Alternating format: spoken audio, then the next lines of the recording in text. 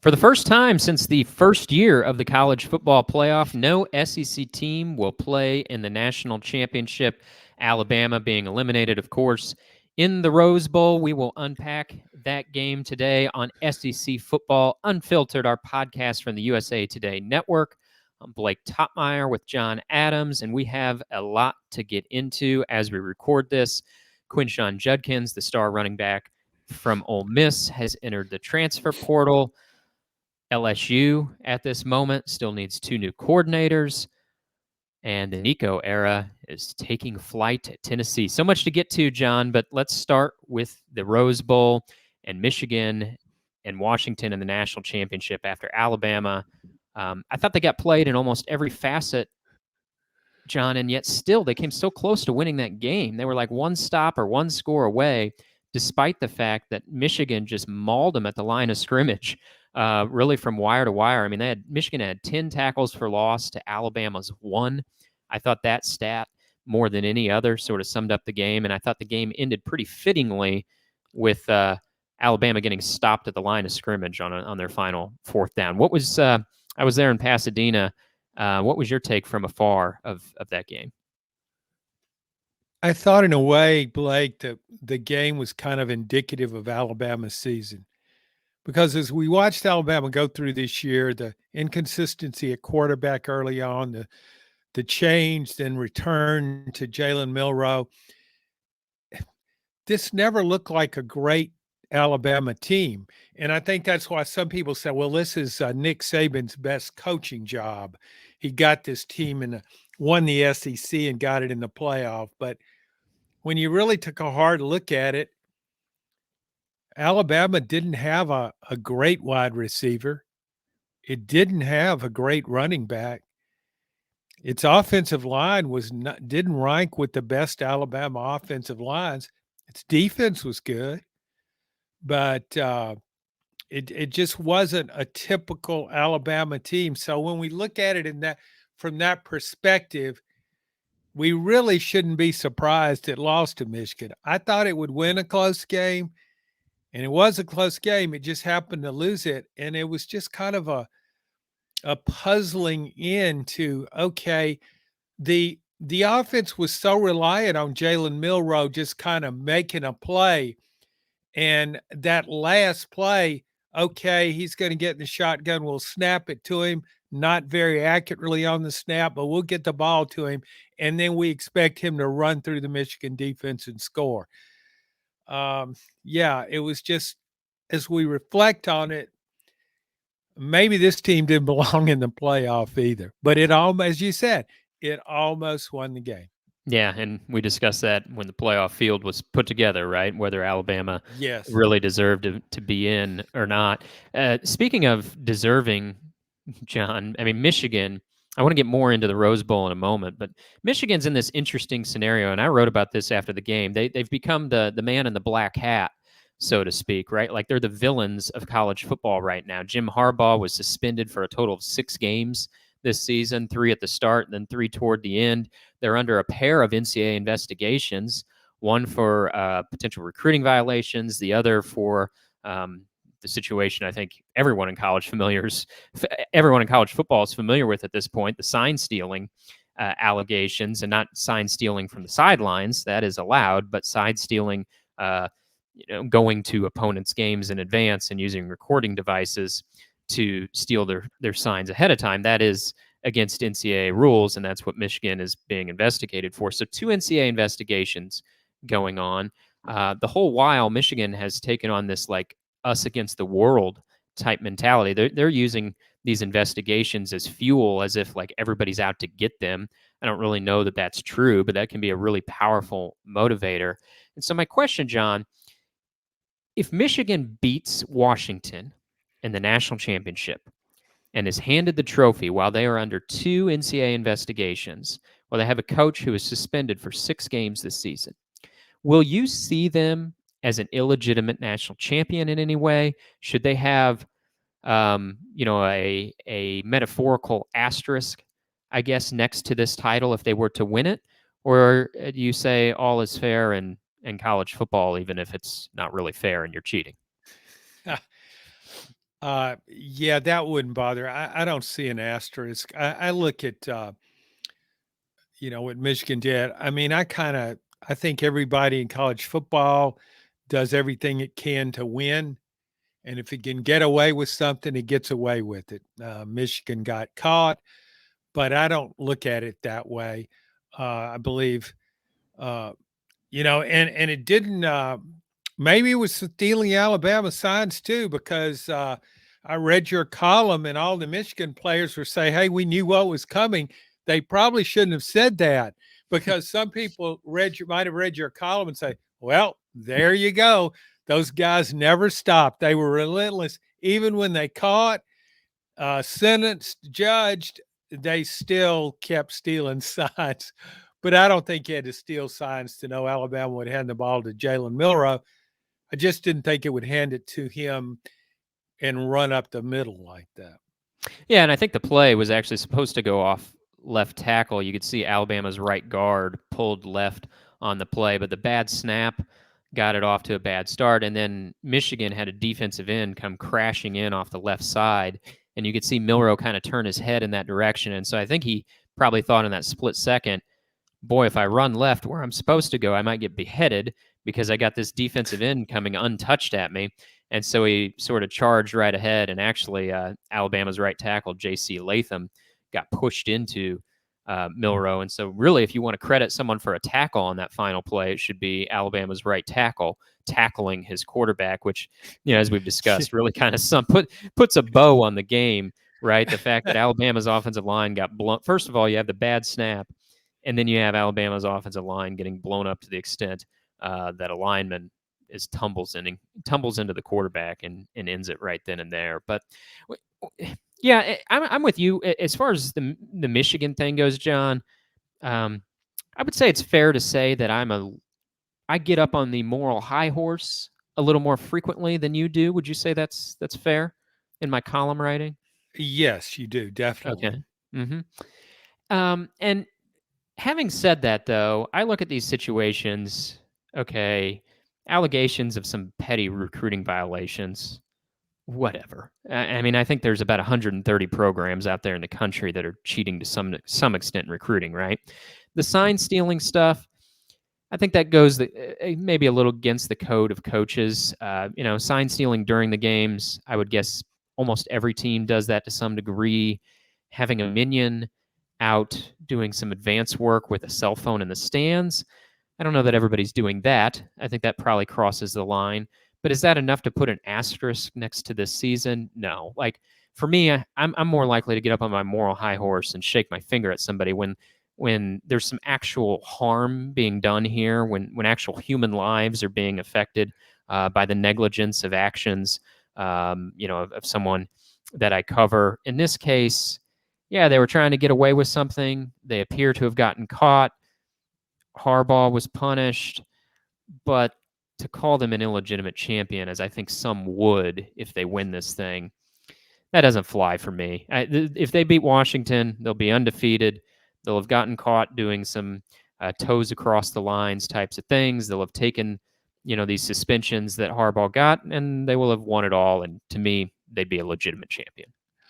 Blake, I think not requiring an asterisk, but I think if Michigan goes on to win a national championship, I think a lot of people, though, will look at it, yeah, well, they're sure lucky they didn't have to go through Georgia to get that championship, because, I mean, I won't get back into all how the committee says we want to pick the four best teams, but who thinks Georgia wasn't one of the four best teams?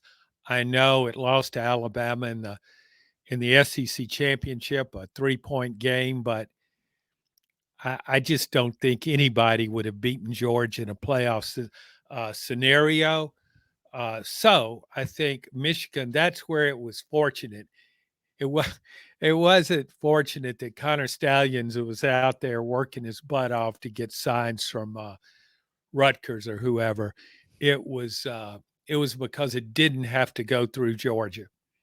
What a great point, John. Yeah, if illegitimate's too strong of a word. I mean, it's not an illegitimate championship if Michigan wins, not having to go through Georgia. But how incredibly fortunate, right, that Alabama won that SEC championship.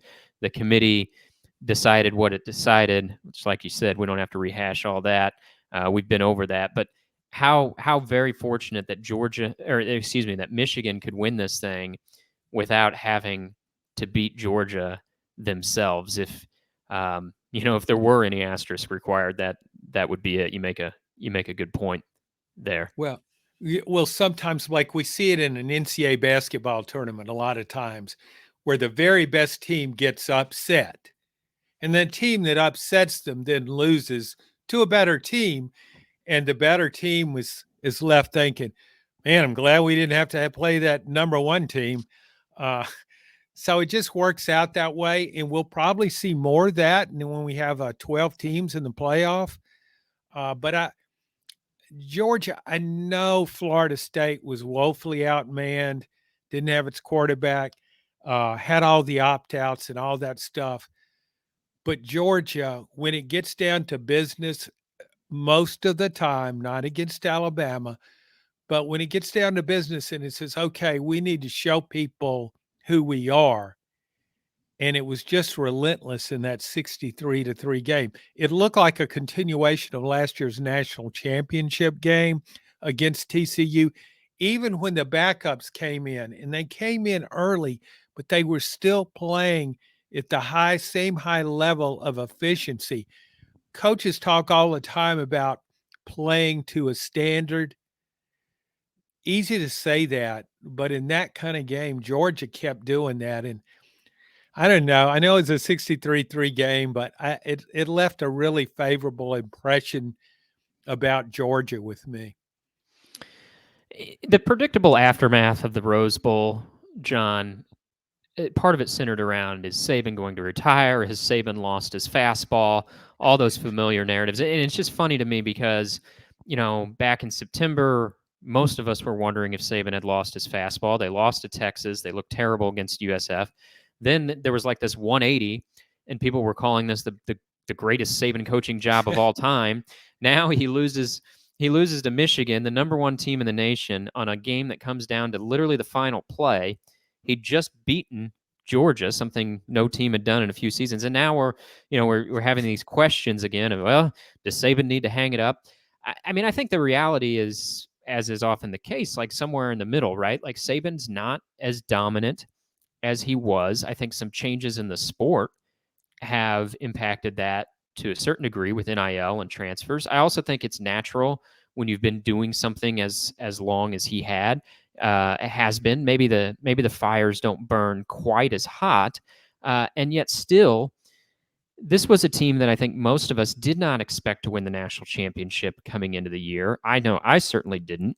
Neither one of us picked Alabama to even win the SEC West, and I think he's got a pretty good group coming back next year. He signed another good recruiting class. Yeah, they've got some notable departures: Dallas Turner, Chris Braswell, Kool-Aid McKinstry. I mean, they've got some holes to fill here, and they have to get better on the offensive line. But there's some good pieces coming back too from a team that we didn't expect to win the SEC in the first place. So it's just, to me, it's a little bit comical to see this constant yo-yo on Saban and where the program stands. I think for me, the fact is the dynasty is over, in so much as if we're defining dynasty as like what Alabama was. It's not what it was. I don't think it's immediately going to get back to what it was. However, Saban's still one of the best coaches in the sport alongside Kirby Smart. He's still signing great recruiting classes, and he's a play away from being in the national championship game with a team that most of us didn't think would be there. Doesn't mean he can't retire. I think when he does retire, it'll come out of left field. I don't think there will be a year-long farewell tour like Coach K had at Duke, but I don't think he's going to retire just because he lost it to a Rose Bowl semifinal. If anything, I think that makes it more likely that he's going to keep at this because he probably wants to win one more. Yeah, it's really age discrimination, Blake. Oh, here we go. One of your favorite topics, right? Yes, yeah, I have a lawyer on retainer working on that at all times for me. And no, would you say that about if he were, younger? You wouldn't say, is he Is he lost something? I don't think he's lost anything. I just think you can only stay at the top so long. And I think NIL and transfer portal have changed things. And I also think Georgia has risen to prominence. People said the same thing about Nick Saban when he lost to Clemson a couple of times. That it's not a dynasty, but he's still making the playoff. And when I look at this Alabama team, as we said earlier, I'm like, well, how did this team make the playoff? I'm trying to think of another time, maybe against Clemson, when I thought Alabama lost the line of scrimmage on both sides of the ball, but that's just not the case with Alabama's best teams. I wonder if the assistant coaching is a factor. Um, Nick Saban is always he's always had high turnover. He just keeps plugging guys in, and it's worked spectacularly. That system. Everybody's playing a Nick Saban defense. It doesn't matter who the defensive coordinator is. It's Nick Saban's defense. You're the foreman. You run what the boss man tells you to run. Offense, he's gone through all kinds of different offensive coordinators and some really good ones. But when you have that much turnover, sometimes it just law of averages, it'll catch up with you and maybe you won't be as good in those areas. I'm not putting it all on the assistants, but Alabama's recruiting hasn't dropped off, but his player development dropped off. Well, but I think NIL question. and transfers are a bit of an equalizer too, right, John? I mean, I think that has made it harder to stockpile and retain so much talent. I mean, the amount of guys that want to sit around and be backups for a couple years in Alabama's system and then maybe start later in their careers is probably dwindling.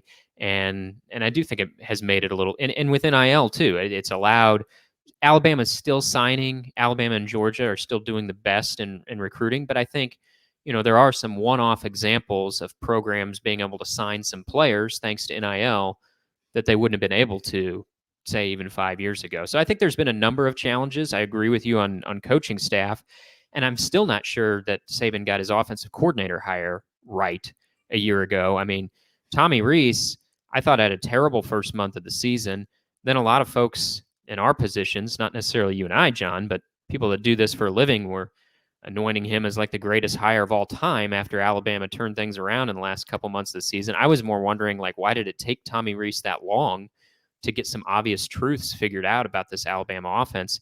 And then on the biggest stage, I didn't think Tommy Rees had a very good showing in the Rose Bowl. Certainly, Michigan was the better coach team in that game, and Alabama didn't have a lot of answers. So, yeah, I agree with you to some extent on the staff, particularly, Saban's offensive coordinator hire. I don't know if he got that one right, and time will tell. But as you look at Alabama going into next season, John, do you see like maybe a greatest need for next year? We know Milroe's set to come back, set to be the returning starter there at quarterback. They got some pieces back around him. I mentioned some of the notable losses, but of everything there that you see, what's Alabama's greatest need right now? Well, this is a sad commentary on Alabama because I have a hard time deciding what is the greatest need because there are multiple needs. Let's start with quarterbacks. Jalen Milroe, I just thought came on spectacularly after he regained his starting position after struggling against Texas, and I guess it was game 2. But I'm still not sure if you can win a championship with that guy. You beat Georgia with that guy, so that convinced me, yeah, you can win a championship. But I really thought Michigan really honed in on Jalen Milroe, what he could do, what he couldn't do, and what he was limited by the cast around him. If you take away Milroe's deep ball, he throws a great deep ball, but Michigan took that away with both their pass rush and their perimeter defensive backs did a great job in downfield coverage throughout the game. If you take that deep ball away, Alabama's offense becomes much, much, much more limited. I mean, Milroe can still run it then, but he's usually not going to dunk his way down the field, with short passes like Bryce Young could do. He's really a deep shot artist and a run game guy. And if you take the deep ball away, that really does change the look here. And I want to insert an idea, John, to kind of bring this forward. I mentioned at the start, Quinshon Judkins in the transfer portal from Ole Miss. Now, I don't know that as we think about Alabama's greatest needs, they got a lot of them, as you said. Running back could be one of them. Judkins is one of the best in the nation. Running backs maybe don't mean what they used to in football. They don't. But Judkins is awfully good. He would look pretty good in an Alabama uniform. He'd look good in a lot of uniforms. Maybe another school in the state of Alabama too. But what do you think about that idea?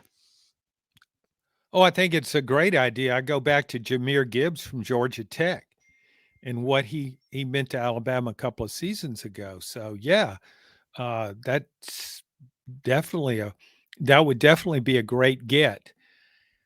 But even if Alabama gets him, I still wonder about the offense. I wonder about the offensive line. Its best lineman's going pro, J.C. Latham. It's wide receiver core. They're okay, but they're not what it used to be. And maybe you can't ever get back to what it used to be when you had Devontae Smith, Jalen Waddle, Jerry Jeudy, all those guys that were future first round draft picks. But there's nobody, when I look at Alabama's wide receiving core, is there anybody out there that opposing defenses say, okay, we got to take this guy away. We got to deal with this dude because he can beat us. Nobody liked that. As I think about Michigan's game-tying touchdown, John, juxtaposed against some of what we saw from Alabama, if you remember, late in the fourth quarter, J.J. McCarthy executes a play-action fake, just a beautiful play call, had a wide receiver kind of in motion, get into the flat, wide open, and McCarthy flicks a 4-yard touchdown pass to him to tie the game. I thought that is a play that is not in Alabama's arsenal right now. They either don't have the quarterback or the wide receivers or the offensive play calling or the line or a combination of all those things to draw up and execute what Michigan did there. A little play action fake, a toss into the flat for a short yardage score. Jalen Milroe didn't do that one time this season against an FBS opponent. He only had 2 short yardage touchdown passes all year. They were against Chattanooga. Great deep ball artist, great running quarterback, but I think Alabama's offense has to become a little bit more dynamic. It's not just on the quarterback. Their line's got to be better. I think their wide receivers, they can get open downfield, but when it's 3rd and 7 and you need to move the chains, I trust Brock Bowers to get 8 yards down the field and find a hole, and Carson Beck's going to find him more times than not. Obviously, Bowers is headed to the NFL now, but my point is, I don't know if Alabama has that guy.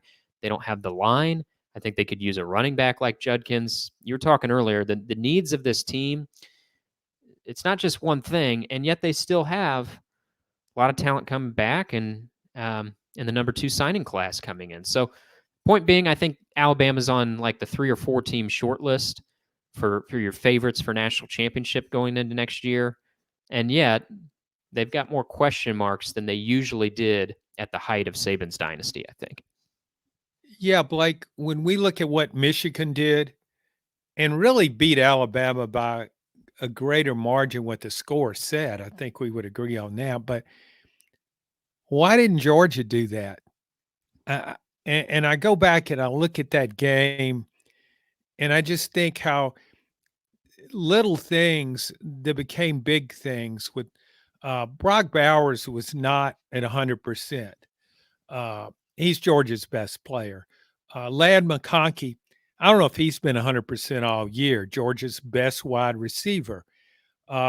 Those little things, good enough to play, but not good enough to be the star player of which they're capable. And in a championship type games against another good team, those shortcomings are magnified.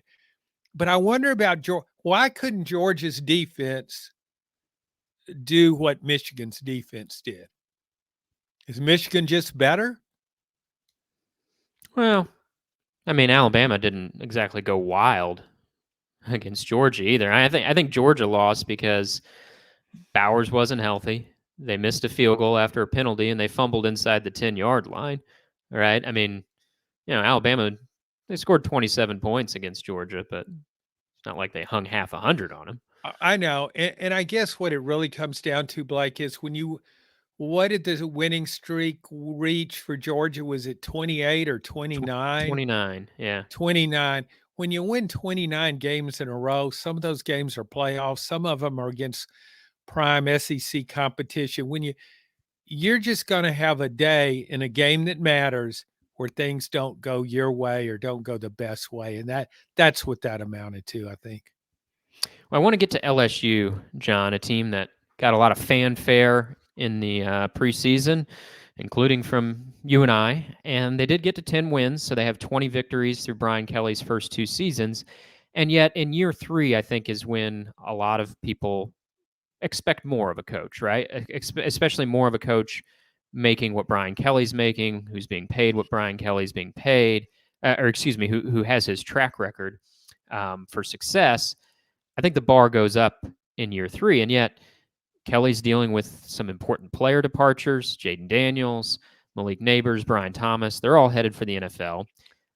His offensive coordinator, Mike Denbrock, left to go back to Notre Dame. He fired almost everyone on his defensive staff after just the terrible season on that side of the ball this year. So this is a fork in the road moment for Brian Kelly. And I'm not saying he's approaching the hot seat. He's not. But what I am saying is he's approaching a very, very important offseason where he needs to make 2 good coordinator hires.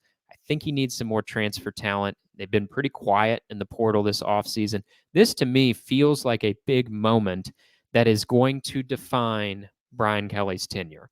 If he has a long, successful go at LSU, I think we're going to look at this offseason and point to, yeah, I made a couple good coordinator hires.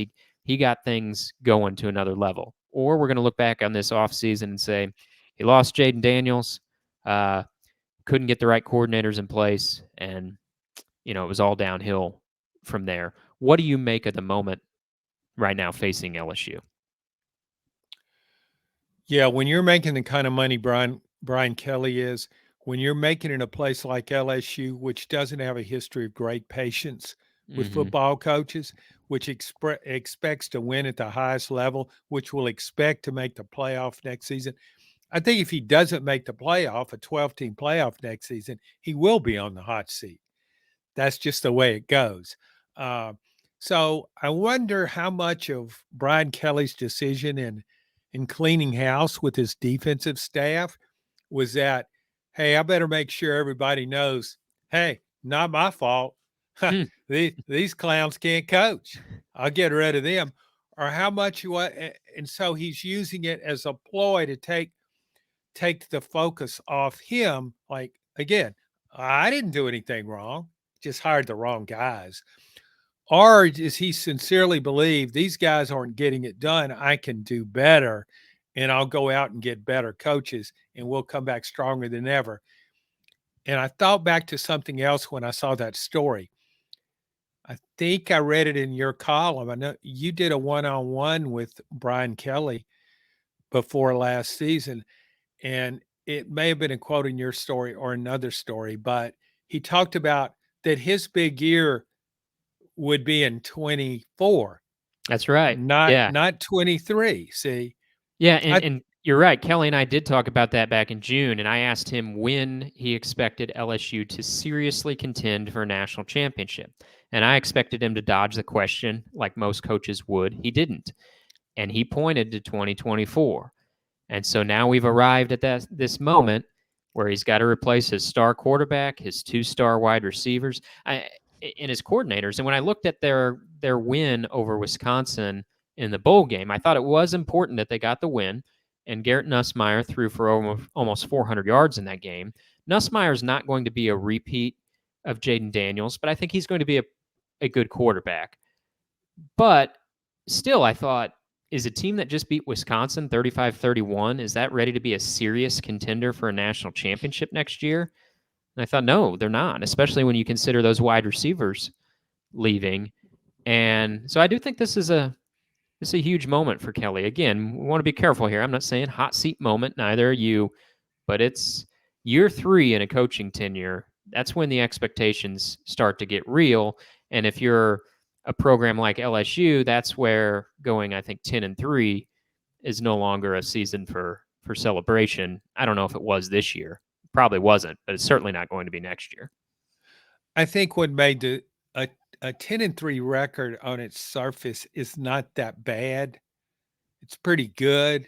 Even if you aspire, of course, to make the playoffs, but if you fall short, it's not horrible. But it was kind of the way LSU went 10-3, where the defense it's as though you wasted an incredible year. Right. I mean, how many times will you have a quarterback who's one of the best open field runners in the country and who also regularly throws for 300 and something yards and leads the nation in total offense, leads quarterbacks, I guess, probably in rushing yardage. He was high in pass efficiency. He won the Heisman. How many times do you get that kind of quarterback? Well, LSU can say, well, we had Joe Burrow.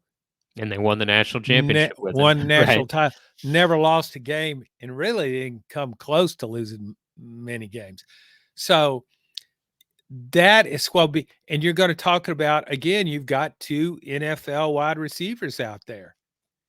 I mean, high round draft picks, maybe both first round draft picks. So yeah, that's how it will be. That to me is what made it different. It's like the defense, if it were just an average defense, just average, you could have won another game. But to be that bad, it was a major problem. Yeah, I think LSU's defensive coordinator hire might be the biggest assistant hire of the offseason. Last year, it was Alabama needing an offensive coordinator. Tommy Rees, I didn't think was a home run for Nick Saban. Still don't think was a home run. I don't think it wasn't a 3-pitch strikeout either, but it wasn't a home run. And now we look at this most important hire of the offseason for Brian Kelly. I think it's a big moment for him. He's got to hire an offensive coordinator too, but of the two, as bad as that defense was, that to me is the defining hire as far as assistant coaches go in the SEC this offseason. Well, LSU hasn't been shy about opening the checkbook and paying assistants a top dollar. So I'm sure he will have a lot of choices. And I don't know how easy it is to work for Brian Kelly. And from a coordinator standpoint, I think that always factors into it. He's more of an offensive guy, so I would think he can kind of turn it over to his DC and said, "It's your baby." So maybe LSU can get a really quality defensive coordinator. That's certainly a possibility. But it was just, and the other thing that comes to mind with that defense, and I think this eventually reflects on Kelly, is Harold Perkins looked like he could be, as a freshman in 2022, looked as though he could be the best defensive player in the country. I mean, he had that kind of potential. He made plays all over the field, and they defined a different role for him. Kelly talked about that in preseason. LSU followed through with it. And it was though LSU, not the opponent, frequently seemingly took him out of a game. And he's your main guy back there. So I think that raises more questions about the defense. Yeah, when Kelly's interviewing defensive coordinators, he might want to ask the question of, "Hey, how would you use Harold Perkins? How would you get more out of him than what LSU got out of him this year?" Put that on the list of questions he can throw the way of a candidate for that job. How about this one before we move on, John, as we close up on Brian Kelly before we get to Nico and the Nico era taking flight at Tennessee. But the rumors and the rumblings the last few weeks about, oh, what happens if Jim Harbaugh leaves Michigan after this season for the NFL? And Brian Kelly was asked, would he be interested? in that job. And Brian Kelly addressed that. He said, I wanted to be at LSU. I love it here. I'm not going anywhere. He said, quote, this is the last stop on the Coach Kelly caravan. Now, I trust a coach's pledge of allegiance about as much as I trust an emailer who says a Nigerian prince needs my financial support. I put them sort of in the same category of trustworthiness, right? So I don't care about this pledge of allegiance from Brian Kelly, but pledges aside, what do you think about this two-part idea that Harbaugh would leave Michigan for the NFL? I kind of buy part one. That I buy that possibility. Harbaugh's long flirted with the NFL, and now he's got, the NCAA's posse closing in. If he wins a national championship, he could go out in a blaze of glory and get out of there before the NCAA catches up with him. But what about part two of even if Harbaugh leaves, would Brian Kelly really leave LSU for Michigan? Possibly. As you say, his declaration of devotion, last stop on the Kelly caravan, coaching wise, no, that doesn't sway me. But think about why he left Notre Dame. He took Notre Dame to 2 playoffs, college football playoffs. Didn't win, but I thought the team went as far as it could. Mm-hmm. He's won wherever he's been. He chose to go to LSU. And it wasn't a case of him needing to restart his clock, as so many coaches do. It was simply a case of, I think I got a better chance of building a national championship team, not just a playoff team, but a championship team at LSU. Hey, Les Miles won a national title there. Ed Orgeron won a national title there. I can outcoach those guys in my sleep. So the LSU job was really appealing to him. So if he researched this thing at all, and surely he did. Of all people, Brian Kelly researched it, right? Okay. Yeah. Well, yeah. I mean, just knowing him a little bit, like he's a guy that's going to do his homework. Yeah. Well, if you do your homework, you will not. The fan base there will have incredibly high expectations.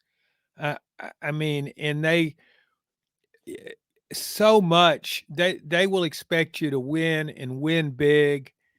And I think he had to know that. So just because he got some criticism this year and just because things didn't turn out as well as he'd hoped, I don't think that would cause him to go to Michigan.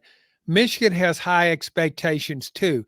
But when you look at Michigan, what does it have to do? It has to beat Ohio State. Now in the expanded Big Ten, well, okay, it'll have to beat Southern Cal, Oregon, and Washington. So it's a bigger challenge. But if I were Brian Kelly, I would stick it out at LSU. I just think. I think you're right, John, and I think you made a good point. Like, he didn't leave Notre Dame to reset the clock. He left for what he perceived as a better situation at LSU. He's still got that situation at LSU. The clock might be closing in on him. He expected in year 3 and 4, I think, to reach a higher plane than he did in years 1 and 2. But I mean, what's the worst thing that happens for him if it doesn't work out at LSU, right? They got to stroke a Jimbo Fisher type buyout to get rid of him. I mean, he signed a 10-year, like $95 million contract, fully guaranteed, right? So, I mean, this is only year 3. If LSU decides after, 4 or 5 years that the Kelly experiment didn't work out, well, it's got to cut him a $50 million check thereabouts to go away, right? So, I mean, it's a win-win for Brian Kelly. He either gets his national championship that he came to LSU to achieve, or he gets, a $50 million buyout or whatever it would be at that moment to go away. And you're right. I think the only way he would leave LSU is if he thought there was a better chance to win a national title elsewhere. And I think if you looked at the history, here in the last 25 years, LSU's had it better than Michigan. He's won more national titles than Michigan. So I think he's fine right where he's at. He just needs 2 new coordinators, and he needs to solve that defense. He doesn't need a new job. Well, one thing I guess that kind of speaks to Brian Kelly's confidence. A friend of mine lives in Brian Kelly's neighborhood. It's on out by the lake, University Lakes, East Lakeshore Drive. I didn't know Brian, you were friends with such highbrow, deep-pocketed individuals, John. That's interesting. well, I am, Okay. but I'm not I highbrow, guess I don't fit into deep-pocketed. that, and I don't fit into that category, but No, you don't, but neither do I. yeah. I just happen to be friends with these people. But they were surprised that Brian Kelly would live there. He doesn't live in a gated community.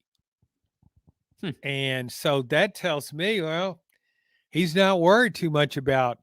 I can't believe he'd be that naive to think, well, this could be a problem. Eh, I need a I need a gatekeeper out there. So that tells me though he's very confident what he can do there. And again, going back to your column and your interview with him this past summer, when he's saying our year is 2024. Well, somebody will bring that up to him in 2024. John, as we close, I want to get to Tennessee. Nico Iamaleava. I won't make you say his last name. That'll be an off-season project for you. But the much anticipated first start of Nico's career for Tennessee goes off about as well as Vols fans could have hoped. Joe Milton opted out of that bowl. Nico played well, not just with his passing, but also his running.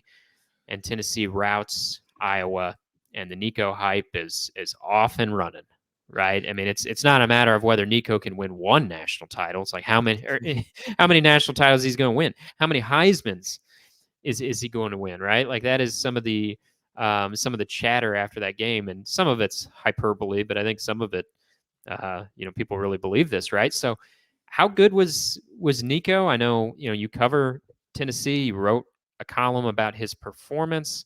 How good was he? Why the heck didn't he start all season? Does that make you concerned about Josh Heupel's judgment of talent at all? And have you started up the Nico for Heisman campaign for next year? Yes, and I've even practiced saying Nico Iamaleava. That's as close as you've ever come, I think. Yeah, and I notice you're not pronouncing that A. Lay. I think that's correct pronunciation. I shouldn't call you out in a public forum, but you might want to check that. We'll get Uh, Nico on the podcast next week. yeah, Probably just I've take heard about it. I've heard it $8 different. million in NIL I, money. I've heard it different ways on television, but I have worked on it. I eventually got Tua Tagovailoa down without a hitch. So I thought his performance was spectacular. And yes, it raised questions about why he wasn't playing more all season. He's a much better fit for this offense than Joe Milton ever thought of being. He's a more talented quarterback than Joe Milton thought of being. And it's not the first time Josh Heupel's picked the wrong quarterback. He picked the wrong quarterback when he took Joe Milton over Hendon Hooker to begin the 21 season. Uh, 2 games of that convinced him to put Hendon Hooker in as his quarterback. Uh, at the very least, Tennessee should have had a red zone package for Nico. I like that idea. Maybe he doesn't have the full reins wire to wire, but why was Yes, he not incorporated to some degree more than he was? I think that's a good point. he's such a threat in the red zone because of his running ability. He scored 3 touchdowns, but it was the way he scored that impressed me. He's just what Joe Milton wasn't, a quarterback who has a great feel for the game, of knowing when to throw, when to run, where to run. And those first 2 touchdown runs were he just kind of glided into the end zone. He made it look so easy. That's one thing that impressed me. So did his control of the offense. Um, that impressed me too. But really, the big thing was those cross-field throws he made. They were on a line. They were thrown effortlessly. It wasn't as though he had to wind up and make that throw. They're NFL quarterbacks who can't make those throws. He can make them right now as a freshman. And when I look ahead to next season, the SEC is going to be better in quarterbacks than it's ever been. Even better, I think, than in 2021, in part because there are just more teams with Oklahoma and Texas. But going into next season, Carson Beck of Georgia, because of his efficiency, his accuracy, just control of the offense, and experience now is probably the only quarterback I would take over Nico. That's how good I think he'll Oh, be. wow, John, you're Yeah. dipping into your power rankings for quarterbacks, and Yes. you just dropped a bombshell. Well, I can't let you. We can't head out the door before digging into that a little bit further. We may save this the longer discussion for a future episode, but you just teased a big one there. You said the start of your quarterback power rankings next year would start with Carson Beck from Georgia, number one. Then you'd have Nico Mhm. based off this route of Iowa and all the hoopla that preceded that. You'd have Nico number two. So let's go one or two spots further, and I'm sure I'll forget somebody, but I just got to throw out a few names for you. Of course, there's Milroe at Alabama. Jackson Dart finished his season on a high note with Ole Miss. They destroyed Penn State. Brady Cook coming back for Missouri. You got Quinn Ewers coming in from Texas, assuming he's back next year. So at all, I'm probably leaving something out, but at all those mess of names, who do you like as you go further on your power rankings list beyond Beck and Nico? I'd probably go Quinn Ewers of Texas third if he comes back. I think he'll come back. He's very mobile. He's accurate. He's won big games, even though he lost a big game the other day. But there's something about him. I can't pinpoint it. I just don't feel like he's always going to make the right throw. Uh, those those last flings into the end zone, I didn't think he gave his receiver a chance to make a play there. So, and then I would probably take Jalen Milroe just based on sheer athleticism and his just deep throwing ability. And then I would go Brady Cook. I love Brady Cook. Plays the game with such flair. I mean, he's so determined.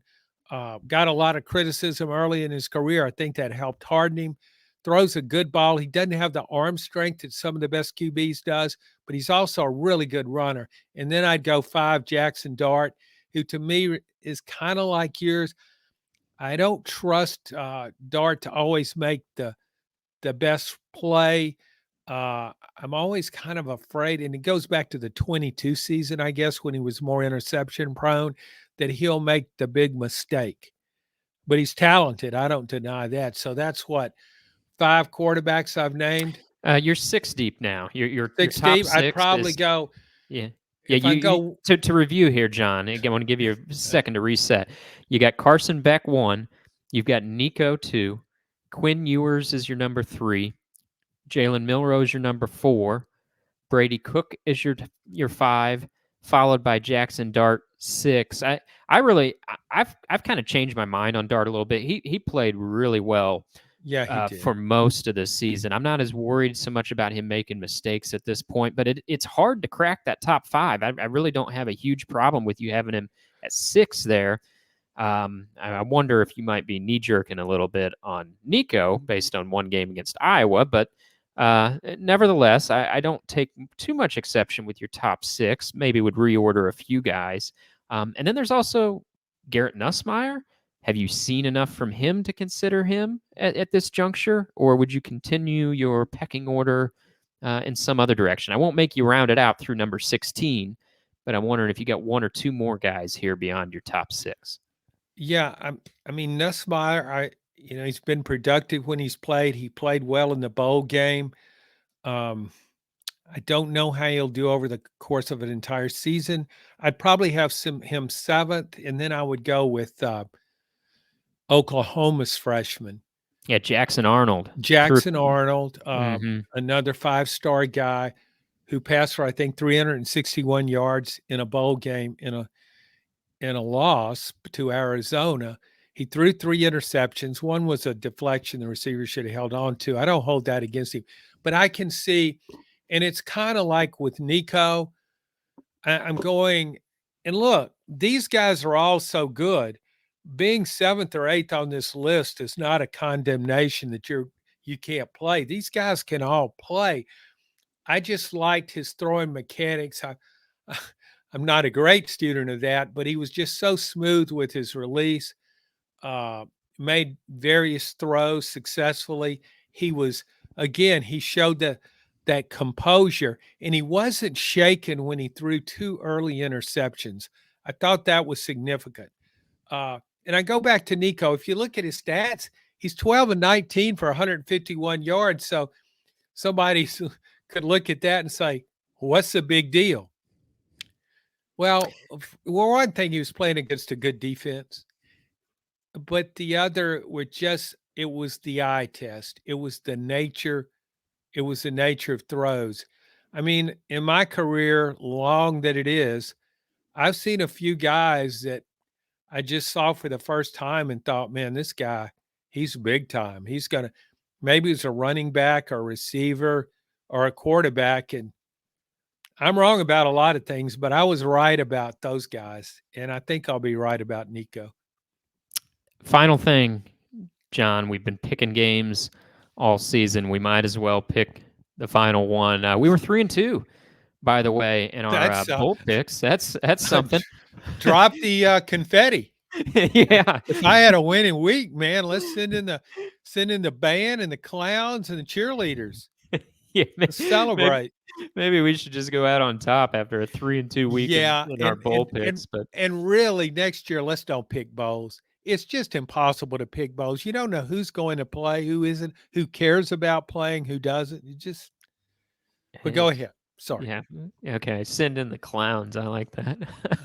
All right. So final one, John. It's Michigan's a 4.5-point favorite against Washington. I'm going to take Washington in this one. I think they might win the game.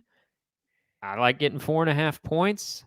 I got some confidence from my 3-2 record last week. I'm covered in confetti, and I think it's going to be purple confetti after Monday night. I'll take the Huskies. You know, I probably should have picked Washington to win the championship when it made the playoff field.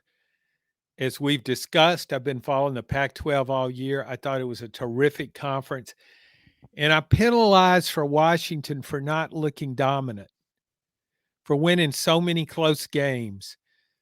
But now when I look at it, I think of that as a plus. It makes the plays under pressure. And in that conference, it played a lot of good teams that can score. I don't know if Michigan can score with Washington.